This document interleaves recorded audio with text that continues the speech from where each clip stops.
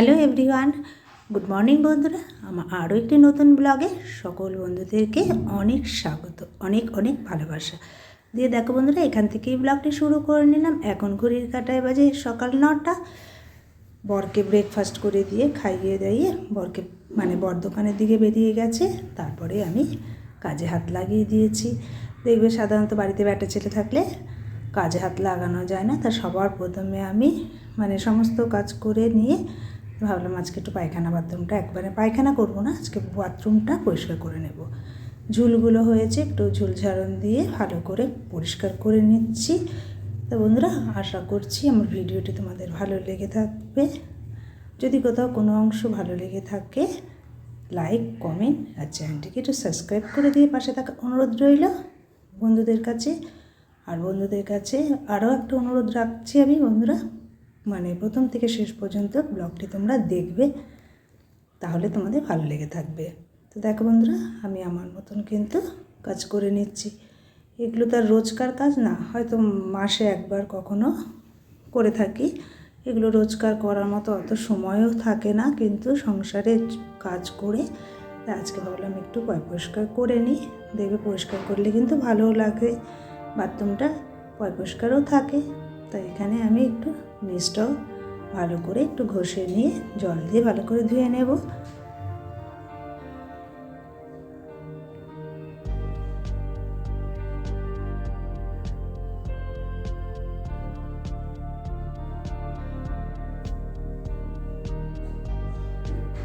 তবে কিন্তু বন্ধুরা খুব বেশিক্ষণ লাগে না, কিন্তু যদি ধরি আমরা খুব চটজলদি কিন্তু এসব কাজ হয়ে যায়, একইভাবে করতে থাকি।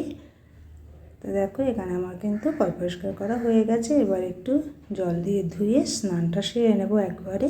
স্নানটা সেরে পুজোটাও করে নেব, তারপরে আবার রান্না বান্না। আমাদের মেয়েদের তো সংসারের কাজ কম না, সারাক্ষণ করতে পারলেই যেন সংসারের কাজ প্রচুর থাকে।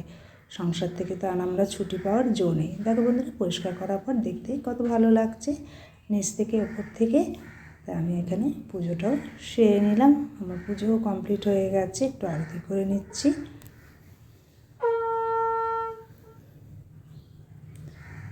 বিছানাটা সেভাবে ঝাড়া হয়নি, এমনি তোমার বালিশ টালিশগুলো সব পরিষ্কার করে নিয়েছি, আর জলের বোতলগুলো রাখা হয়নি। আর সবসময় প্রত্যেক দিন রাত্রেবেলায় আমার কাজ 2 বোতল করে জল নিয়ে শুই। একটা বরের তো আলাদা থাকে ফোটানো, বরেরটা আলাদা আর আমারটা আলাদা। 2 বোতল করে জল নিয়ে আমরা শুই। এটা আমাদের অভ্যেসও হয়ে গেছে। কেন দেখবে রাতে জলের বোতল নিয়ে শোয়া সবসময় আমার মনে হয় ভালো। কখনো কারো অসুবিধা হলে জলটা খাওয়া যেতেই পারে। আর এই তো সামনে আবার গরম পড়ছে, জলের তৃষ্ণা কিন্তু প্রচণ্ডভাবেই সবারই। শীতকালেও কিন্তু আমাদের জল প্রচুর পরিমাণে খাওয়া দরকার, কিন্তু আমরা ঠান্ডার জন্য খেতে পারি না। বরেরই ধরো 5 লিটার জলের জায়গায় হয়তো বর 2.5 লিটার 3 লিটার খায়, কিন্তু এই যে এখন গরম পড়ছে, এখন আবার জলটা যেরকম খাওয়ার ঠিক সেই রকমই খাবে। তাই দেখো বাদবাকি বাসনগুলো আমি এখানটায় মেজে পরিষ্কার করে নিচ্ছি। আর তরকারি কেটে নিয়েছি, আজকে করব ডিম করে নেব আর একটু সব দিয়ে পাঁচমিশাল একটা তরকারি করে নেব।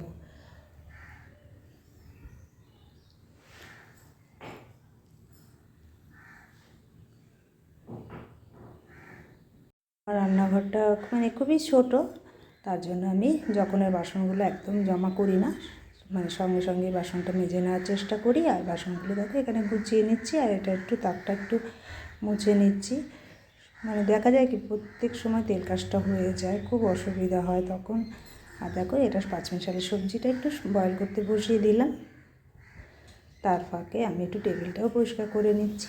জলের বোতল টোতলগুলো এগুলো ধুয়ে নেব আবার পরিষ্কার করে নেওয়ার পরে আবার যে জল ফোটাবো সেটা আবার ঠান্ডা করে সমস্ত বোতলে ঢেলে রেখে দেবো। যখন আবার লাগবে বরের খেতে, তাহলে কিন্তু আমাদের সুবিধা হয়। আর নইলে না ভরে রাখলে দেখবে যখন জল তৃষ্ণা পাবে তখন আবার আমাকেই তো সে করতে হয় একা হাতে। তাই আমি আমার মতন করে কাজবাজগুলো গুছিয়ে নিই। তা দেখো এখানে ডিমটা সেদ্ধ বসিয়ে দেবো বলে সামান্য কিন্তু আমি একটু ভিনেগার দিই। সব সময় দেবে ভিনেগার দিলে না ডিমগুলো ফাটেও না, খুব সুন্দরভাবে সেদ্ধ হয়ে আসে। আর দেখো বরের জন্য আমি 1 গামলা জল বসিয়ে দিলাম এখানটায় গরম, এটাও হয়ে যাবে রান্নার সাথে সাথে। এখানে প্রথমে আমি পাঁচমিশালি তরকারিটা করে নেব, তারপরে ডিমটা সেদ্ধ হয়ে আবার ছাড়াতে হবে, ততক্ষণ আমার কিন্তু পাঁচমিশালি সবজিটা হয়ে যাবে। আমি আর কি খুব বেশি রান্না করি না, দুজন মানুষ, কেন বলো তো, যত রান্না করব ততই আমার কিন্তু তেলেরও ব্যাপার থাকে, তেল লবণ এসব তো খাওয়াটা ঠিকঠাক না শরীরের জন্য। আর কি চেষ্টা করি সবসময় মানে সে ভালো থাকলে আমরা ভালো থাকবো। তো দেখো বন্ধুরা, এখানে ডিমের মানে খোসাগুলো ছাড়িয়ে নিলাম, আর দেখো কি সুন্দরগুলো কিন্তু একটা ডিমও ফাটেও নি, কিচ্ছু হবে না, খুব সুন্দর হয় সেদ্ধটা। তা আমি যখনই আর কি করি, একটা ডিম করলেও আমি একটু সামান্য ভিনেগার দিয়ে থাকি। আর দেখো এখানে ফুলকপিটা, যেহেতু এখন একদম আলু দিচ্ছি না কোনো তরকারিতে, আলুটা আমি ভীষণ ভালোবাসি, তাই এখানে ফুলকপি ছিল বলে একটু ফুলকপি দিয়ে ঝোলটা করে নিলাম। একটু ঝোলটা কিন্তু বেশি পরিমাণে রাখি, কেননা এই দিয়েই তো ভাত খাবে। তা দেখো বন্ধুরা, বর দোকান থেকেও চলে এসছে, তা আমরা এখানে ভাত বেড়ে নিচ্ছি নিরামিষ তরকারি দিয়ে। আর একটা দইয়ের মানে বাটি ছিল, ওটা আবার খুলে দিলাম বরকে, ও খেয়ে নেবে। আর এখানে আমরা খাওয়া দাওয়াটা সেরে নিচ্ছি বন্ধুরা।